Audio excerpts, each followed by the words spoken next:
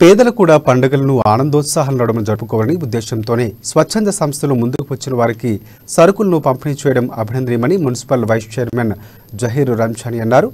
Darul Ansari society ఆధ్వర్యంలో రంజాన్ మాసాన్ని పురస్కరించుకుని నిరుపేదలకు నిత్యావసర సరుకులు పంపిణీ చేశారు. పట్టణంలోని ఓ ప్రైవేటు ఫంక్షన్ హాల్లో నిర్వహించిన ఈ కార్యక్రమానికి ముఖ్య అతిథిగా ఆయన హాజరై సరుకులు అందించారు.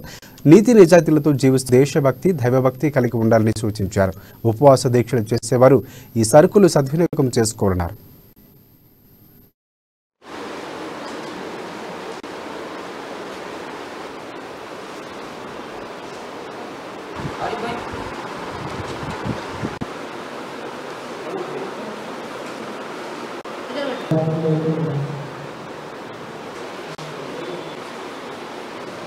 हर साल की तरह इस साल भी अल्हम्दुलिल्लाह माह रमज़ान मुबारक की आमद पर जिस तरीके से हर साल 7-8 साल से दारुल अंसार वेलफेयर सोसाइटी आदिलाबाद में खिदमत अंजाम दे रही है, जैसे रमज़ान का महीना आया उसी तरीके से माह रमज़ान के मुबारक महीने में गरीब मुस्तहिक रोज़ेदारों तक हम राशन पहुँचाते, उसी सिलसिले में इस साल भी अल्हम्दुलिल्लाह